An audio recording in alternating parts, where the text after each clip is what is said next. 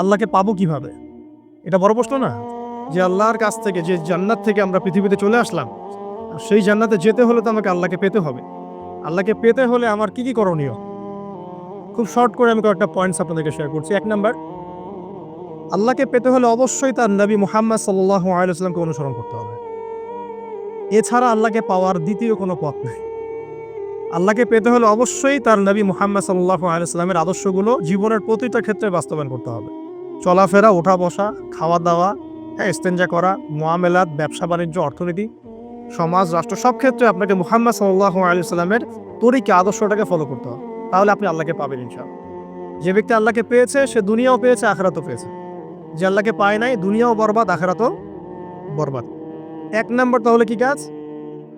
আল্লাহ পাকের সর্বশেষ নবী মুহাম্মদ সাল্লাল্লাহু আলাইহি ওয়াসাল্লামকে অনুসরণ করা, তার আদর্শ মেনে চলা ১ নাম্বার। ২ নাম্বার হচ্ছে ৫ ওয়াক্ত নামাজ। আল্লাহকে পেতে হলে নামাজ লাগবে। নামাজ নাই, আল্লাহ নাই। ওয়াস্তাঈনু বিস-সাবরি ওয়াস-সালাহ। তোমরা সবর এবং সালাতের মধ্য দিয়ে আল্লাহর সাহায্য প্রার্থনা করো। আমরা এইজন্য নামাজে বলি ইয়াকা না'বুদু ওয়া ইয়াকা নাস্তাঈন। আমরা শুধু আপনারই ইবাদত করি এবং আপনার কাছেই সাহায্য প্রার্থনা করি। আল্লাহকে পেতে হলে নামাজের কোনো বিকল্প নাই। যে ব্যক্তি নামাজ পড়ে না, আল্লাহর সাথে তার কোনো সম্পর্ক নেই, নো কানেকশন। আপনি যে কোনো কিছু চাচ্ছেন, সেজদায় পড়ে আল্লাহর সামনে আত্মসমর্পণ করেই চাইতে হবে। ওয়াসজুদ ওয়াক্তারিব, আল্লাহ পাক কি বলেছেন? সেজদা করো, নিকটবর্তী হও। তো ব্যাখ্যা অনেক করা যায়। নামাজ না পড়লে কিন্তু মানুষ কুফরিতে লিপ্ত হয়। যে ব্যক্তি মান তারাকা সালাতা মুতাআম্মিদান ফাকাদ কাফারা, যে ব্যক্তি সালাতকে অস্বীকার করে, ফরজ নামাজকে অস্বীকার করে, সে ব্যক্তি কিন্তু কুফরিতে চলে যায়। ঠিক আছে? তারপরে বাইনা রাজুলি ওয়া বাইনা শিরকি ওয়াল কুফরি তারকুস সালাহ। একজন মুমিন বান্দা এবং অমুসলিমদের মধ্যে পার্থক্যই নামাজ। নামাজের বিষয়ে অনেক কথা আমি আগেও বলেছি, আপনারা শুনেছেন, অন্য আলেমদের কাছে শুনেছেন। এক বাক্যে নামাজ না পড়লে ইসলামের রশিটা কেটে যাবে।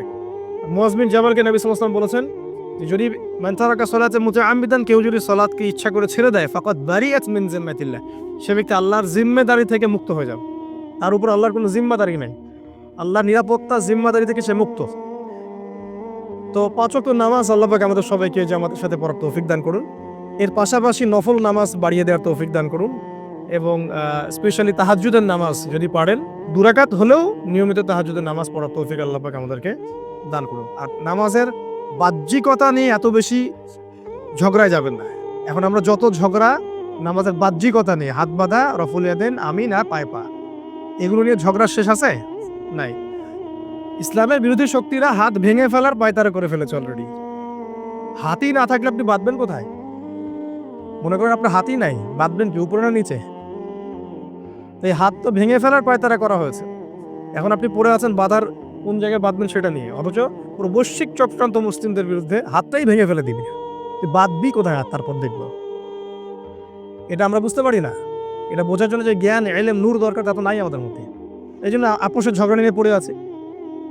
যে ছোটখাটো যে ইখতিলাফি মাসআলাগুলো চলে আসছে দীর্ঘদিন থেকে, এগুলোর কোনো সমাধানে আসতে পারবে না কিন্তু কেউ। পক্ষে বিপক্ষে কথা চলতেই থাকবে কিয়ামত পর্যন্ত। ওইগুলো নিয়ে আমরা ব্যস্ত আছি। তা আমি রিকোয়েস্ট করবো নামাজের আধ্যাত্মিকত্বের দিকে ফোকাস করে। নামাজের আধ্যাত্মিকত্ব কি? আপনি আল্লাহর সামনে দাঁড়িয়েছেন, দুনিয়ার সাথে এখন আপনার কোনো সম্পর্ক নেই। আপনি এবং আল্লাহ, মাঝখানে কিছু নাই। নামাজে যা পড়ছেন, সূরা ফাতিহা, অন্যান্য সূরা, রুকু, তাসবিহ, সিজদা, তাশাহুদ, দরুদ, অর্থ বোঝার চেষ্টা করেন এবং অর্থের দিকে ফোকাস করেন, আল্লাহকে পাবেন ইনশাআল্লাহ। সিজদায় রুকুতে যখন যাচ্ছেন, আপনি চিন্তা করেন যে আপনি মহাবিশ্বের মহা শক্তিধর আল্লাহ রাব্বুল আলামিনের সামনে মাথা নত করেছেন। আপনি চিন্তা করেন যে আল্লাহ আপনাকে দেখছেন। এখন যখনই মানুষ নামাজে দাঁড়ায়, আল্লাহ পাক তার দিকে দৃষ্টি নিবদ্ধ করেন এবং যখন মানুষ এদিক ওদিক তাকানো শুরু করে নামাজে, আল্লাহ পাক মুখ ঘুরিয়ে নেন। হ্যাঁ, নামাজে ওই যে আমরা যে ডিজিটাল নামাজ পড়ি না এখন, ডিজিটাল মানে 4 রাকাত নামাজ 4 মিনিটে শেষ।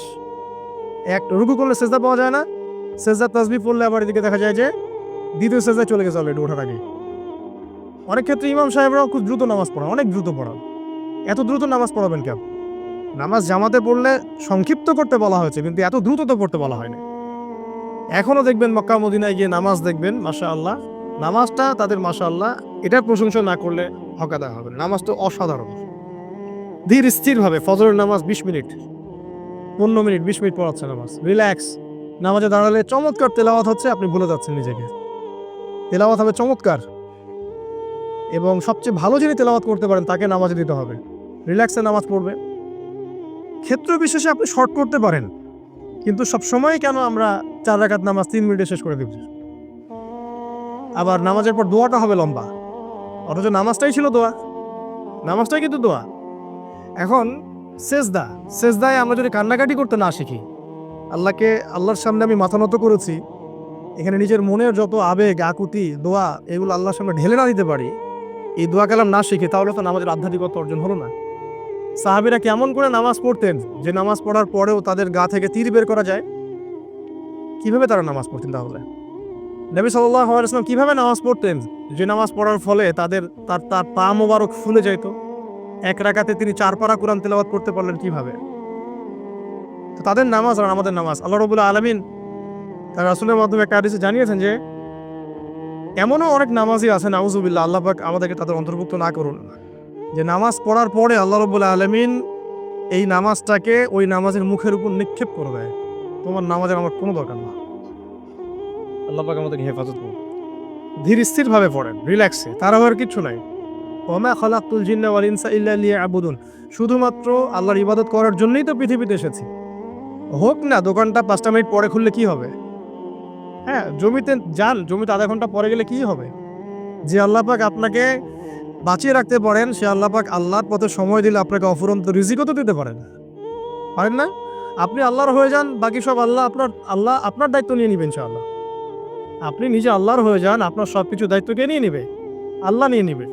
আল্লাহ পাক আমাদেরকে ধীর স্থিরভাবে আধ্যাত্মিকত্ব অর্জন করে নামাজ পড়ার তৌফিক দান করুন, আমিন। তো দেখুন, আল্লাহকে পাওয়ার সবচেয়ে সেরা মাধ্যম কি? নামাজ। তার আগে বলেছি নবী সাল্লাল্লাহু আলাইহি ওয়াসাল্লামের অনুসরণ। আল্লাহকে পাওয়ার তৃতীয় একটা মাধ্যম বলে দিই আমি, সওম বা রোজা রাখা। অল্প সময় গুড়িয়ে নিচ্ছি, সওম বা রোজা রাখা। রোজা কেন আল্লাহকে পাওয়ার মাধ্যম জানেন? কারণ রোজা রাখা অবস্থায় আমরা কিন্তু গোপনে পানাহার করি না, করি? আমরা রোজা রেখেছি, গোপনে কিন্তু পানি খেতে পারি, কেউ দেখবে না। গোসল করছেন, আপনি পানি খেতে পারেন, কেউ দেখবে না। লুকিয়ে লুকিয়ে আপনি কিন্তু খাবার খেতে পারেন, কেউ দেখবে না, বাসায় কেউ নাই দেখার, কিন্তু আপনি খান না। আপনি সবর করেন, সহ্য করেন, একদম সূর্যাস্তের সময় গিয়ে আপনি ইফতার করেন। এই যে কাজটা আপনি কেন করেন? কারণ আপনি ফিল করেন যে আল্লাহ আপনাকে দেখছেন। কেউ আপনাকে দেখুক না দেখুক, আল্লাহ আপনাকে দেখছেন। এটাই হচ্ছে ইহসান, এটাই হচ্ছে আল্লাহ পাকের মারিফতকে উপলব্ধি করা। আল্লাহ রাসূল সাল্লাল্লাহু আলাইহি ওয়াসাল্লাম বলেছেন, ইহসান হচ্ছে আন তা'বুদাল্লাহা কাআন্নাকা তারা, তুমি এমন ভাবে আল্লাহর ইবাদত করবে যেন তুমি আল্লাহকে দেখছো। ওয়া ইল্লাম তাকুন তারাহু ফাইন্নাহু ইয়ারাক, তুমি আল্লাহকে দেখতে না পারলেও বিশ্বাস করবে আল্লাহ তোমাকে দেখছেন। এটা রোজা রাখলে উপলব্ধি হয় না যে আল্লাহ আমাকে দেখছেন? এটা হচ্ছে আল্লাহকে পাওয়ার মাধ্যম।